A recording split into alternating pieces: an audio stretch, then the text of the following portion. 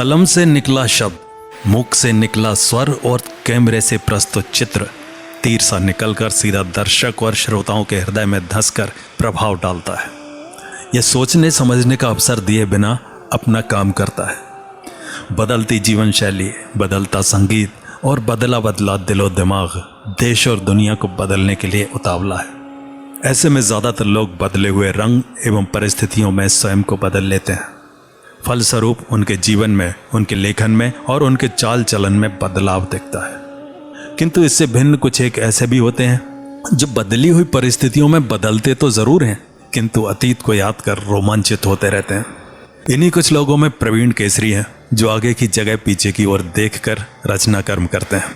ये जोखिम भरा कार्य है, क्योंकि यशगान का आदि समाज रहा है और अवगुणों को बखान करने वाले आलोचक नहीं, बैर पालने वाले माने जाते हैं। शायद यही कारण है कि उत्कृष्ट हास्य रचना होने के बाद भी इनकी रचना वो स्थान नहीं प्राप्त कर सकी जिसके ये सर्वथा योग्य है।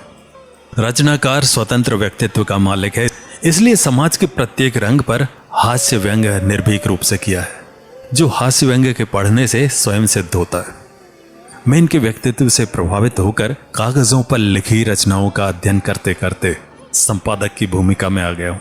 ये मेरे जीवन की अविस्मरणीय घटना है। जब लोग विकास में आगे बढ़ रहे लोगों पर अपनी दृष्टि कर महिमा मंडन में लगे हैं, उस समय में भी लेखक पीछे छूट गए लोगों की पीड़ा को अभिव्यक्त हास्य व्यंग में करते हुए कुछ एक हृदय को छू लेने वाली पंक्तियों में बहुत कुछ कहकर जीवन को जीवंत होकर जीने की कला का प्रदर्शन करता नजर आता है। और शायद यही इनका साहित्य है। साहित्य पत्रिकाएं बंद होने के कगार पर हैं या बंद हो गई हैं, और जिन पत्रिकाओं का प्रकाशन हो रहा है उनका चेहरा बदला है।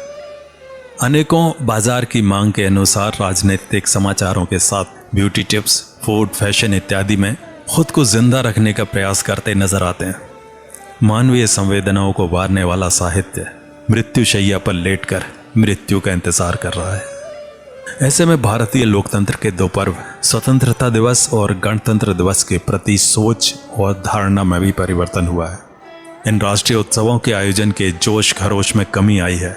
फर्ज अदायगी और रस्मों रिवाज का पालन भर किया जा रहा है। इस दिन जनता के सुख, समृद्धि और विकास की बातें तो की जाती हैं, किंतु अगले ही दिन कुटिल मानसिकता से इनकी भावनाओं का कत्ल कर दिया जाता है।